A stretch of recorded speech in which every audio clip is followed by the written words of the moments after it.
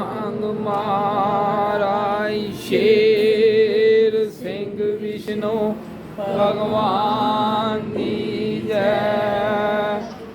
ਸੋ ਹੰਗ ਮਹਾਰਾਜ ਸ਼ੇਰ ਸਿੰਘ ਵਿਸ਼ਨੂੰ ਭਗਵਾਨ ਦੀ ਜੈ। ਸੋ ਹੰਗ ਮਹਾਰਾਜ ਸ਼ੇਰ ਸਿੰਘ ਵਿਸ਼ਨੂੰ ਭਗਵਾਨ ਦੀ ਜੈ। ਸੋ ਹੰਗ ਮਹਾਰਾਜ ਸ਼ੇਰ ਸਿੰਘ ਵਿਸ਼ਨੂੰ ਭਗਵਾਨ ਦੀ ਜੈ। ਸੋ ਹੰਗ ਮਹਾਰਾਜ ਸ਼ੇਰ ਸਿੰਘ ਵਿਸ਼ਨੂੰ ਭਗਵਾਨ ਦੀ ਜੈ। दर्श करना नाल अखां मंजर करके खुशी लैनी। परमेश्वर का दर्शन गुरसिख अपनियां अखां नाल करता है। क्यों करता है? इस दे दर्श दी लगी रहनी उड़ीक लभ्या हाथ किसे ना। परमेश्वर का मातलोक दे विच आउणा होया। परमात्मा ने अपनी आमद वेले पिछलियां पैशीन गोइयां दे आधार दे उत्ते सर्व सांझी वार्ता का वो शब्दी जयकारा मातलोक दे विच अजिहे रूप दे विच दिता के गुरसिखो ए शब्दी जयकारा सो हमारा शेर सिंह विष्णु भगवान की जय जिसनों 5 बार बोलिया जाता है। ये क्यों बोलिया जाता है? सोहंग शब्द जो आप जुगाड़ दी तार है, सोहंग शब्द जो सदा ही एक सत्य दे रूप विच है। सो परमात्मा हंग आत्मा, परमात्मा ते आत्मा, आत्मा ते परमात्मा दी मिलनी नूं सोहंग दा रूप दे दिता। तू मेरा मैं तेरा। महाराज सारे राजियां दा राजा, शेर सिंह सारे संसार नूं पै विच रखण वाली सम्राट ताकत जिस दे हुक्म दे विच ब्रह्मांड है। विष्णु आप ही प्रित पालक बनया। परमात्मा पालनहारा ही आप ही बनया। भगवान दी जय उस अकाल पुरख दी जय हुंदी है जो निर्गुण निरंकार है। वो अकाल पुरख दी सदा ही जय हुंदी है। सर्वहर संगत जी ये शब्दी जयकारा 5 बार इस करके बोलिया जाता है कि पंचम शब्द दे मालिक ने मात लोक दे विच फरमान कीता, ऐ जीवात्मा ऐ मेरी भगत आत्मा तू पंजा तत्तां दी। पंजा तत्तां नूं लेखे लाउण वास्ते 5 बार शब्दी जयकारा बोलण दा हुक्म दिता कि 5 बार सवेरे ते 5 बार रात नूं सौण लग्या शब्दी जयकारा बोलना। जो गुरसिख अपनी रचना जेवा दे नाल इस शब्दी जयकारे नूं बोलदा उस नूं दोबारा 84 दे विच आउणा नहीं पैंदा। जिस गुरसिख भगत आत्मा ने अपने परमेश्वर का दर्शन कर लिया एक चलक पलक लई उसका भी पार तारा हो गया। क्योंकि पार तारा कदों हुंदा है? जदों तारनहारा प्रभ मात रूप विच आ पहुंचदा है। परमेश्वर ने भगतां नूं जुगो जुग तारिया कि ऐ गुरमुखो तुहाडी मैं कुल्ली कखां नूं भी मैं आपे भाग ला दिता। मैं तुहानू हर ग्रह ग्रह विचों जाके लभ्या। मैं तुहानू आप सदा दे के अपने द्वारे ते सद्या। क्योंकि क्यों परमेश्वर सदता है? मेरे बिना तुहाडी कौन करे पहचान? परमात्मा तो बिना भगतां दी पहचान कोई कर सकता नहीं सी। ते भगतां ने अपने भगवान दे सिफती ढोले गाए गुरसिख दे अंदर एक विश्वास होना चाहिए है कि हे अकाल पुरख तू मेरा ते मैं तेरा। गुरसिख दा जीवन परमात्मा दे विश्वास दे उपर होता है। जेकर असी अपने परमेश्वर ते विश्वास करते हाँ, साडे अंदर आत्मा विच एक सच्ची आस बात जाती है, एक खास बात जाती है, हे अकाल पुरख तू मेरा मैं तेरा। फिर कभी भी कोई जीव आत्मा विशुन्नी हुई आत्मा बनती ही नहीं। परमेश्वर आप भक्तां दे ग्रह ग्रह जाके अपने पवित्र चरनां की शोध सरभर संगति। जदों परमेश्वर ने अपने चरनां की शोध दी, कोई समा कोई वक्त नहीं सी हुंदा। हर समय नूं परमेश्वर ने एक समय का रूप दे दिता, क्योंकि परमेश्वर का फरमान है गुरसिखो समा कदी बदलता नहीं। जदों समय का मालक आप होता है, फिर समय दे विच समय दे नाल बदलाव करके अपने आप भगतां की सार पाउंदा है। बिना अकाल पुरख तो भगतां की सार कोई पा सकता नहीं। इसे तरह ही सरबहर संगति पहली विदेश यात्रा के दौरान सर्ब दुआबा संगत गुराया अड्डे दे विच इकट्ठी हो गई बस स्टैंड के कोल। जदों कार आके बस स्टैंड के कोल रुक गई, संगत की इकट्ठता बहुत सी। सरबहर संगत के अंदर एक चाह सी कि अज हजूर शहनशाह जी पहली विदेश यात्रा ते अज चले ने 22 हाड़ का दिन पंथ चलाई। इस तरह गुरसिख हजूरा सिंह ने बेनती की कि हजूर शहनशाह जी मेरी कुली दे विच जरूर चरण पाओ। शहनशाह जी ने फरमान किया कि नहीं, असी फिर आवांगे, अज समय की घाट है। पर नहीं, गुरसिख हजूरा सिंह ने चरणों के ऊपर नमस्कार करके दोबारा बेनती की, हे परमेश्वर अज एक चाहे 2 मिनट लई मेरी कुली नूं तुसीं भाग जरूर ला के जाओ, मेरी अंतर आत्मा की ख्वाहिश है। सरबहर संगत जी हजूर शहनशाह जी सरबहर संगत समेत इस ग्रह दे विच कोई 10 के 12 मिनट वास्ते ही सिर्फ रुके, क्योंकि परमात्मा वो है जिसनूं साडी रचना जेवा सिफत नहीं कर सकती। पार ब्रह्म वो है जिसनूं असीं शब्दां दे नाल उस बारे दस नहीं सकते। अकाल पुरख वो है जिसकी होंद नूं गुरसिख तसव्वुर ते जरूर करता है, पर अकाल पुरख बारे कोई दस नहीं सकता कि अकाल पुरख। उस अकाल पुरख ने दीन दयाल ने अपने भगतां की बेनती ते अर्ज मंजूर करके इस ग्रह दे विच 10-12 मिनट वास्ते ही अपने पवित्र चरनां की शोध दी। उस वक्त सरबहर संगत जी जदों गुरसिख की मंग हुंदी है, जदों भगत की अंतर आत्मा विच खाश होती है, परमात्मा मंग जरूर पूरी करते ने, क्योंकि परमात्मा का हुक्म है, फरमान है, गुरसिखो मैं तुहाडा बाप हाँ, मैनूं पता कि मेरे बच्चों की जरूरत होती है।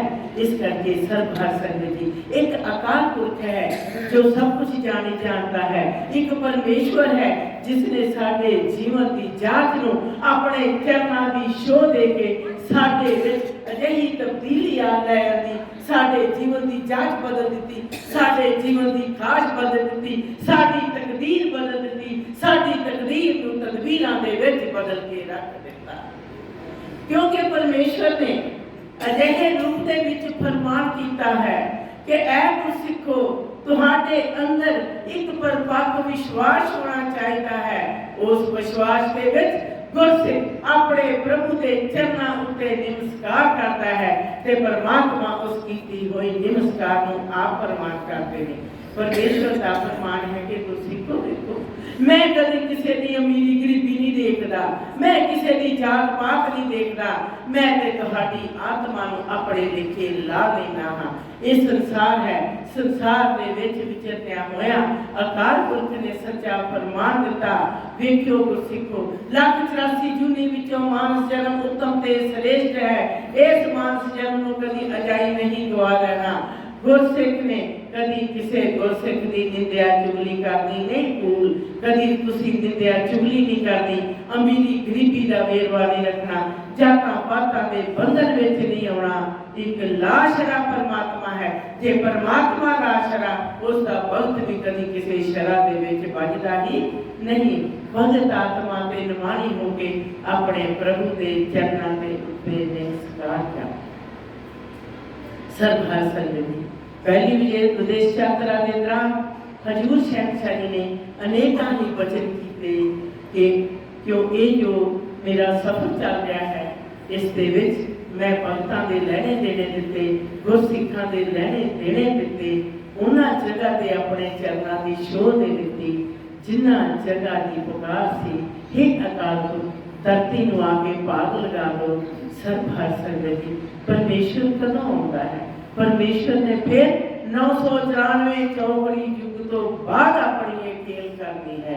परमेश्वर का फरमान है कि मैं जदों आवांगा तुसी मेरे नाल जरूर आओगे।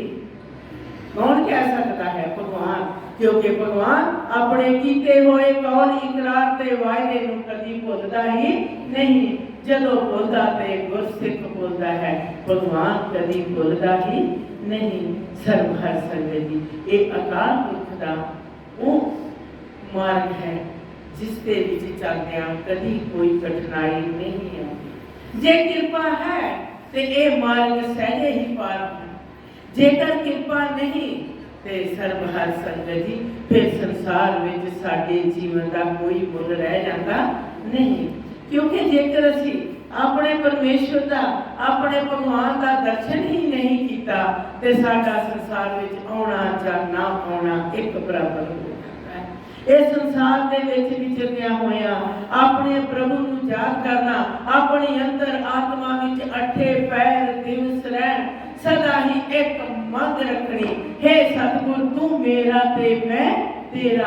जे मतलब समझ लो सोहंग जापदा तुहाडा मेरा फर्क रहे ना राइया, जींदिया जग जाना जीत, इस संसार को जींदे जी जितना है किस तरह जितया जा सकता है? परमेश्वर के नाम दे नाल, परमेश्वर दी उस सच्चे नाम दी सच्ची वस्तु नूं अपने हिरदे अंदर वसा लेना, अपनी अंतर आत्मा दे विच विस्मार कर लेना कि हे अकाल पुरख तू मेरा ते मैं तेरा।